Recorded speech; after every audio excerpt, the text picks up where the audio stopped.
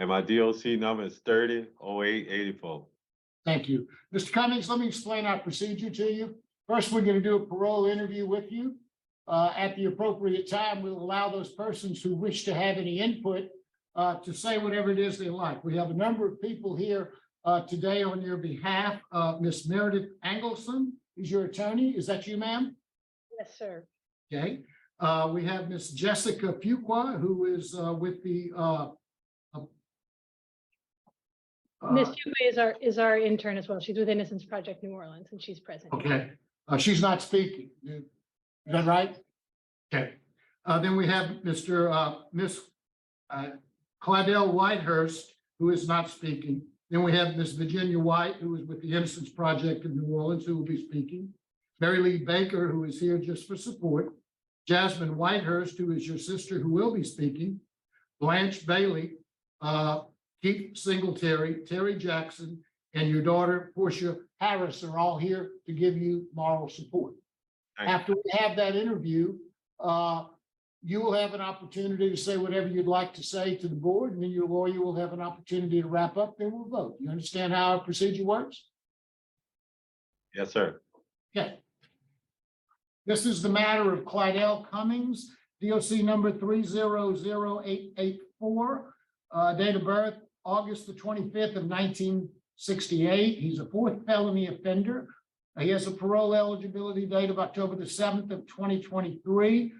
He does not earn good time. He has a life sentence, and he was sentenced for possession with intent to distribute cocaine after having been adjudicated a habitual offender on February the 3rd of 2010. Mr. Cummings, is that basically information accurate? Yes, it is. Cummings, your case has been assigned to me to initiate our interview, so I'll begin the process.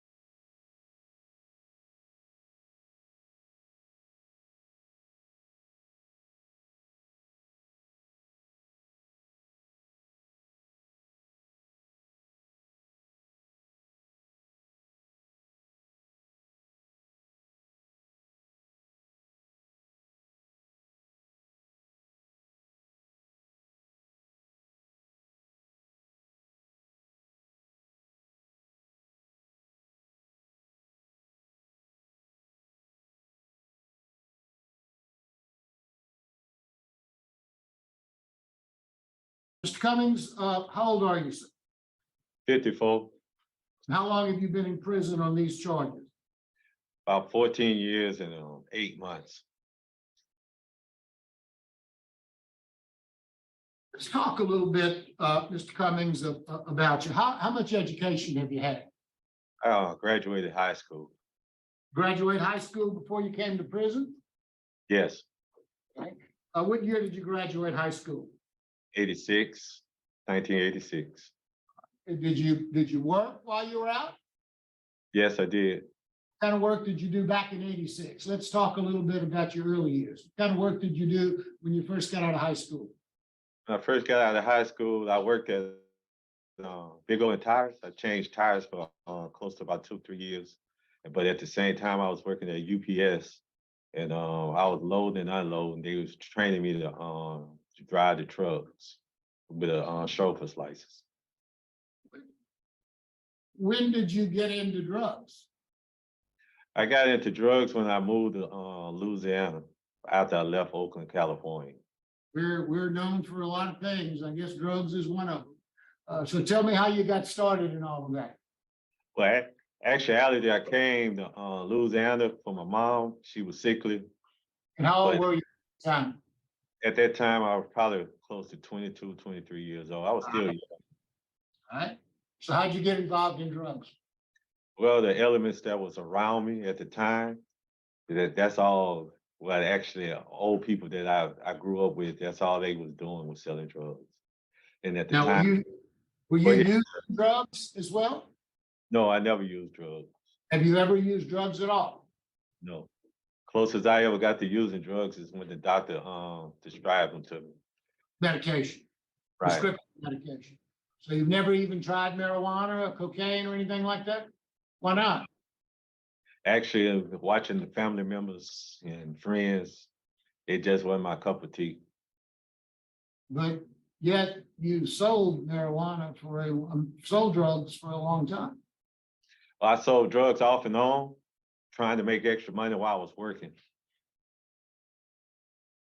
Well, how often did you sell drugs? How many Well, years did you sell drugs? I mean, you and I both know you were well, arrested in 91, 92, 99, 2004, 2008. You're serving a life sentence for drugs. right. So is it fair to say you've done this all your life? Since Yeah, you it's came- fair. That's fair. That's very true, there, sir. Yeah, to be honest with you, it was something that I tried and kept on trying and kept on trying, and apparently I ain't no good at it. Well, it earned you a life sentence. Right. It really did. Well, you say you're not good at it and you got caught.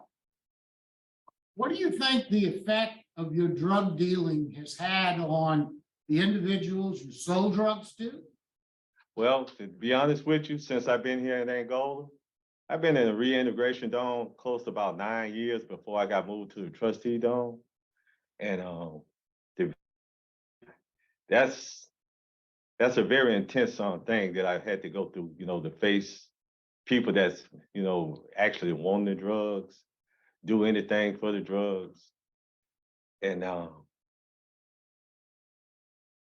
way I'm trying to put it in a way that I never want to see me be the cause of somebody else being addicted to something that I ain't never tried and I would never try. But at the same time, I done learned to be a little patient and understanding because I know it's just more than just the victim that I'm talking to. There's more victims involved than that, just the person that I was selling it to.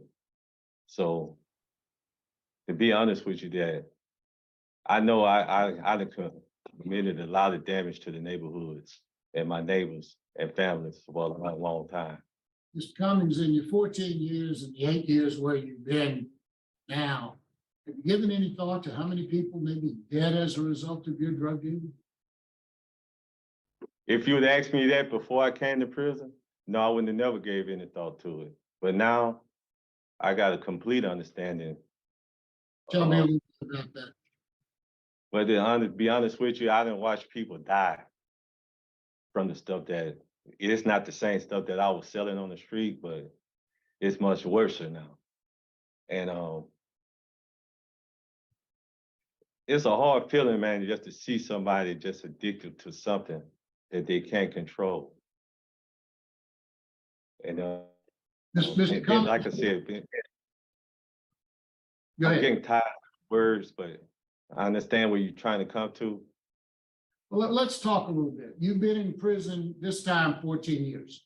You've been Yeah. arrested a number of other times. I mean, obviously you're a fourth felony offender. So tell me about the other times you've been in prison. How much other time have you served in prison altogether besides these 14 years? Actually, the first time I did 3.5 years, it was like a cakewalk. They sent me to a park. I ain't gonna lie to you. It felt like I feel like I could do it again. Sure, I understand. And then the second time I went, I was in a detention center for about 18 months. All I was doing, locked up in the building, got fat, and came back home. So all together, I might have did 5 years Have with you both. had any programs before coming to prison this time? No, only program I ever did was when I was at Winfield. I did the culinary arts and horticulture, and which I just took the culinary arts because I like cooking. But the horticulture thing, it was just something that they just gave me. Let's talk about some of the programs that you've taken while you've been in prison this time. let's talk about programs specifically related to substance abuse, drug dealing, those kinds of things. What sort of programs have you taken that's giving you some insight into what you have done to people and how you might not do that again? So tell me what you've learned in terms of what programs you've taken while you've been in prison, Well, particularly with substance abuse. We're going to get into some of the other programs you've taken, but I'm more interested in your drug dealing. okay. On the substance abuse side, I took that in 2013. And they were showing me that, that the people I was dealing with was just not victims. There was other family victims.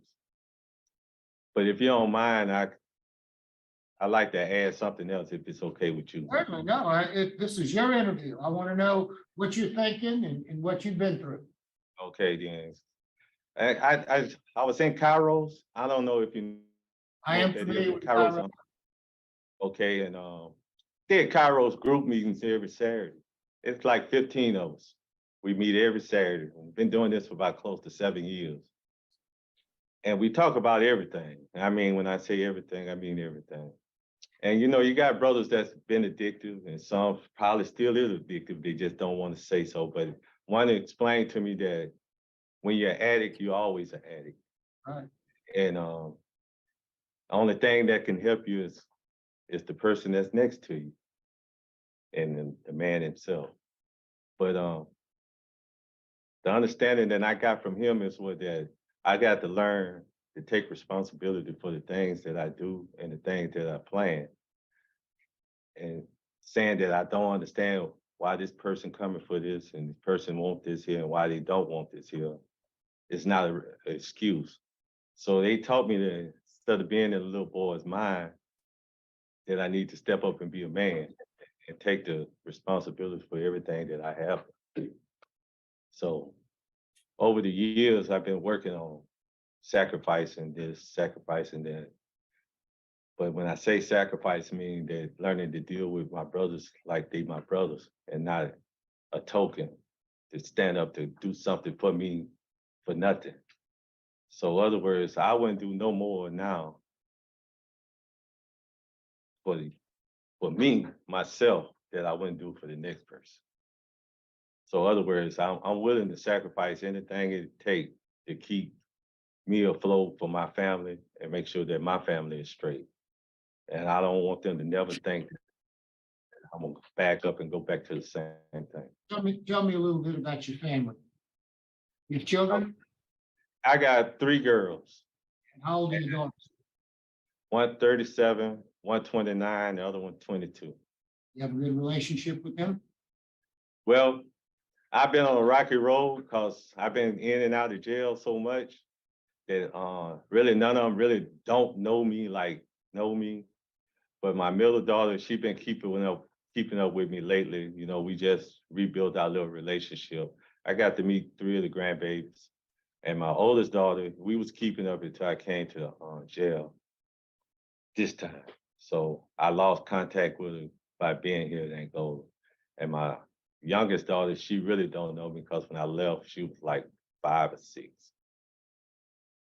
Tell me a little bit about some of the other things that you've done while you've been in prison. I understand that you did Tier Walker training. Tell me a little bit about that. Yeah, nurse's aid is a real challenge because you run across all kinds of different characters, even some that remind me of myself when I want something. And you got some that's psychotic, you got some that want to get more attention than they need. You even have some that try to hang themselves. If I don't know if it's on record, but I saved like 3. Actually, literally saved 3. And most of them they say you're just supposed to walk the tier and pay attention. But it's more than that. It's another human being that you're watching out for, and that you know that they mentally unstable most of the time. And it's What other programs or what other things have you done similar to that, sort of helping out everyone else in the community there in prison? Anything else? yes. I did I say hobby shopping.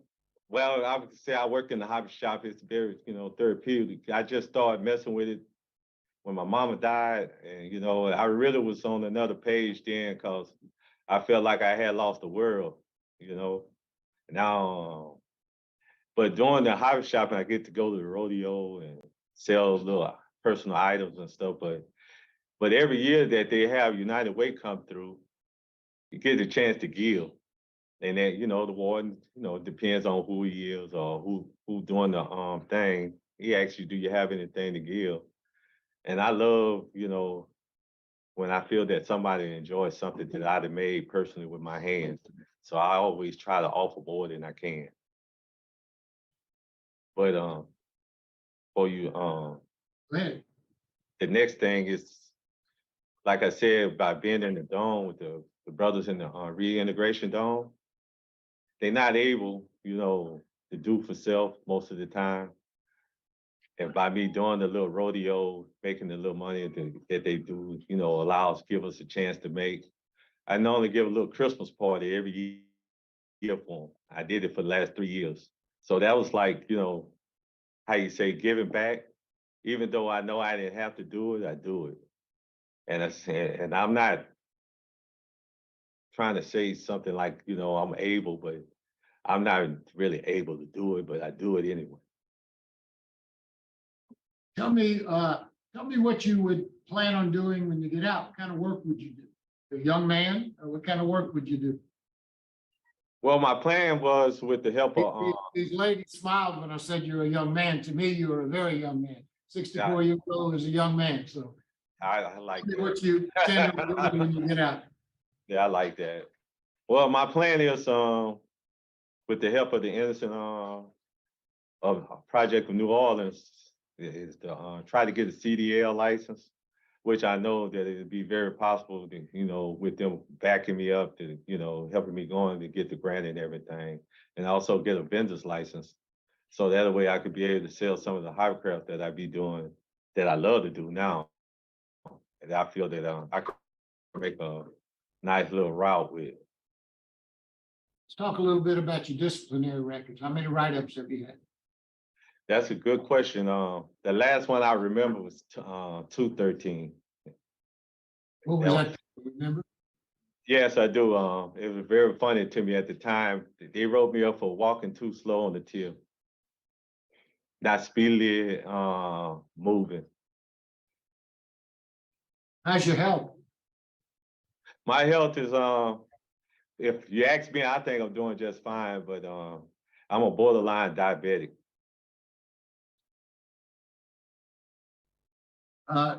Your reentry plan is you have multiple reentry plans. Which do you prefer? You want to go to California? And I love to go to California and be with my daddy. My dad is stage 4 cancer, and I wasn't at home for my mom, and I like to be at home for my dad. Oh, and also I just found out yesterday that they granted the interstate compact if I get granted today. It has been granted? Yes. It would grant it? Okay. Wardens, can y'all tell us anything about Mr. Cummings? You covered everything. I don't have anything that I can say about Mr. Cummings. I wish him the best if y'all grant him. Mr. Cummings, you are a Class A trustee. How long have you been a Class A trustee? Well, actually, I just made Class A trustee about 3 months ago. And I've been a Class B trustee going on close to about 3 years. Well, it's been 2 years and some months, but I'd say about 3 years. And I noticed in your jacket, you have a number of faith-based programs. Tell me what those mean to you. Well, the faith-based program is, like I said, that goes back with my Cairo brothers. We do everything pretty much together. But learning about Jesus was a wonderful thing because he was never part of my plan. But now that, since I've been dealing with the faith-based programs, I've learned a lot about giving, understanding, sacrifice. Sacrifice is one of the most, really, to be honest, which is the most hardest part I had to ever come around to sacrifice. Even though I've been sacrificing, messing with these drugs, I feel like now I could sacrifice for something more important, learning my kids and my grandbabies. I really love to get a chance to hold my grandbabies. I think that's all. Any other questions? Yeah. Now we'll hear from your supporters. We'll hear from, first we'll hear from Ms. Virginia White with the Innocence Project. Hi, good afternoon. My name is Virginia White. I'm the Client Services Specialist at the Innocence Project New Orleans. And in this role, I just provide a range of reentry support. And as Mr. Cummins stated, he's completed a lot of DLC programming in addition to his participation and dedication to the Cairo meetings once a week for the last 7 years, and also his daily hobby craft. And this has all aided in a holistic approach to his rehabilitation. The Cairo meetings seem to have helped him develop a lot of empathy for others. He just shared that he realizes the impacts of his actions on the victims, and he's connected that to a sense of understanding for what he did to the community and how it impacted the community by selling narcotics. He talks about those meetings as being the most transformative thing that he's been a part of in DLC, as he shared just now. Mr. Cummings' plan to relocate to California is something that we definitely will be able to continue supporting him with. He plans to live with his father, and he's maintained positive relationships and regular communication with his family. So he has brothers and sisters. His siblings are also in California. So there's a strong support system there, in addition to the continued support from IPNO Client Services. And we're equipped to continue the ongoing direct support while Mr. Cummings is living in California. And we've even established a plan for identifying local resources through community mapping in the area that he'll be living in. So throughout our communication with Mr. Cummings, we conducted a needs assessment plan to identify his long and short-term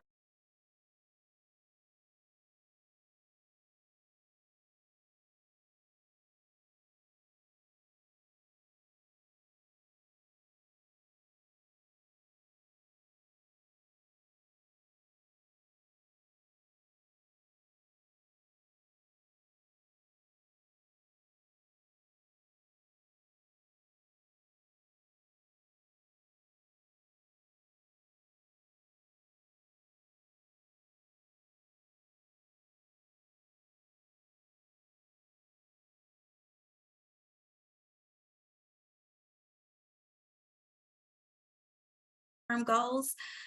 So he plans to work with his brother while pursuing a CDL license, and he's devoted to his craftsmanship and painting. So he plans to build on these skills, and we've discussed the process for registering him for a vendor's license and even identified markets where he can sell his products in California. He has a very strong, solid reentry plan that has a lot of support from family and also from community resources involving IPNO. And we will maintain communication with Mr. Cummings to make sure that he's achieving the goals identified in his reentry plan. Thank you very much, Ms. White. We appreciate your comments. Now we hear from your sister, Ms. Jasmine Whitehurst.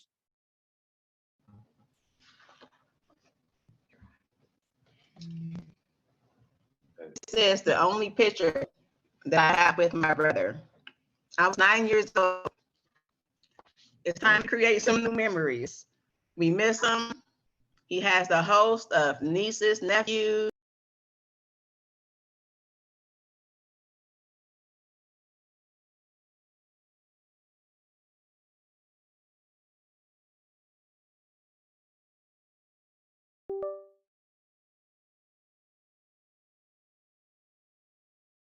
Siblings, grandchildren he has never met, and we're just ready for him to come home. He has a really strong support system, and we're not gonna let him fail. He can't. He's worked too hard. He's doing great. He's helping others while he's in, and he's become a much better person.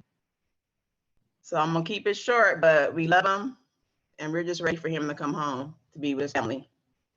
Thank you, Ms. Whitehurst. We appreciate your comments. Mr. Cummings, is there anything you'd like to say to the board before we turn it over to your attorney to close us out? Yes, I just want to just say, man, thank y'all for allowing me to even have this chance. And before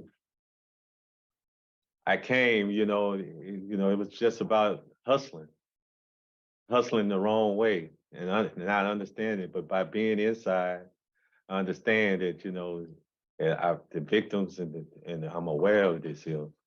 And now all I want to do now is the chance at freedom and not, look back at these old behaviors and learn from them. Thank you very much, Mr. Cummings. We appreciate your comments. Ms. Engelson? Thank you. I'm Meredith Engelson. I direct the Unjust Punishment Project at Innocence Project New Orleans. Mr. Cummings is a nonviolent lifer, and under Act 22, that means he's eligible for parole after 15 years. As he said, he's served 14 years and 8 months, and so he's actually coming before this board early. And I know this board tends to see people oftentimes when they're past their eligibility date, but they've been dogged by conduct issues. I just wanted to point out that Mr. Cummings has been doing great and has been doing great for such a long time that he's here well in advance of his eligibility date. And with him, I think what you see is what you get. He's a very calm, steady, poised person, has a wonderful mind, has a lot of maturity. And those are the traits that have really impacted the way that he has spent his time in prison. He spent his entire sentence at Camp D, which is a place where you often see people struggling. He, on the other hand, hasn't had a write-up in 10 years. He's been low risk for over a decade. He's made Class A recently, but had been a trustee, for I think about 5 years, 6 years before that. And he held the same job at Camp D for about 9 years until he was recently promoted into a more trusted assignment, cleaning security towers. A lot of that time he was also in the reintegration dorm. He's talked about how the impact that had on him, but part of the reason he was kept there is because he was the positive influence on other people. He was the example to those folks who were coming out of the cell blocks, the people who were kind of having the most trouble and were needing some stability. He was an example to them of what it looks like to be able to manage yourself in a chaotic situation, to stay calm, to do what you're supposed to do, to keep your job. He actually worked 2 jobs. And until he was moved to the trustee dorm, that is where he was. At the same time, he's never been idle, working multiple assignments and these Kairos meetings that have meant a lot to him. And I think from our conversations and what he's shared with the board, just pulled together the lessons from the DOC programming and actually been able to apply them in conversation and through relationships and help him process not just things like the loss of his mother, but also, understand his past behaviors and kind of manage himself in the present as well. And so he's engaged in this kind of multifaceted approach to his rehabilitation here, and I think it has really worked for him. He's very excited about California life. We were very excited to get the news yesterday about the interstate compact being granted. I think not returning to Shreveport, going to be with this part of his family opens up a lot of possibilities for him. You've heard about those. He's supported by them and his family, by his family, and also by Innocence Project New Orleans. And so we hope that this, his planned commitment to live differently than he had been living in the last 14 years of showing that he can live in a way where he's following all the rules, doing what he's supposed to be doing, being productive, should give this board confidence that he will succeed if he's released. And we hope that you will allow him that chance. Thank you very much, ma'am, for your comments. Yes. Mr. Cummings, in reviewing your record and in reviewing the information I had in your file, the things you've accomplished, and in reviewing the information the Innocence Project had submitted to us, I came in thinking that I might give you a favorable vote. Your interview confirmed that. Thank you. There, you appear to be very honest about what you were doing and what effect it has had on people.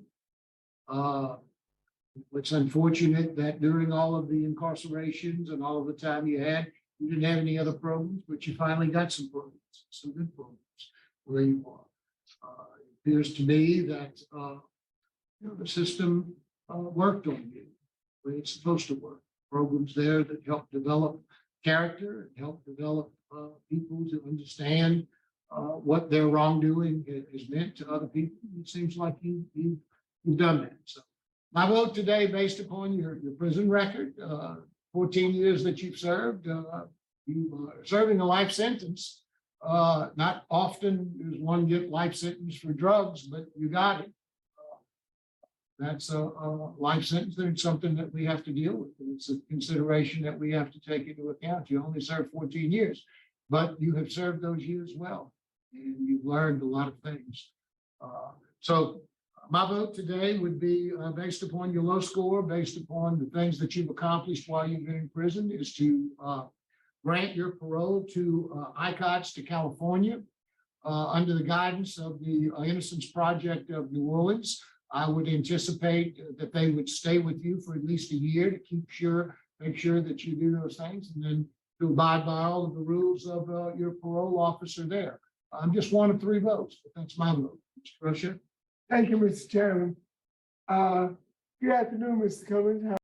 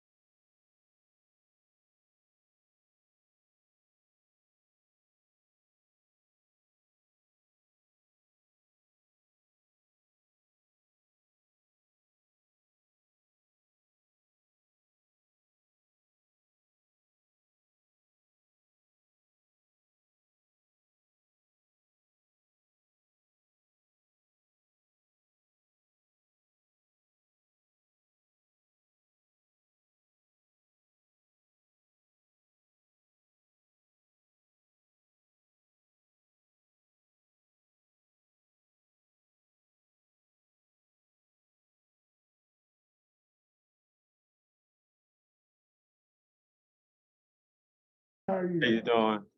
Good. You had a real good interview. As your attorney said, you're a very calm individual, deliberate, and I enjoyed listening to you. Mr. Cummings, based on criteria set forth by Act 122 of the Louisiana Revised Statutes, I've looked things that would stop me from granting. But based on your improved disciplinary conduct, you had to have a disciplinary write-up in 10 years, I think. Good programs, good family support, a good interview.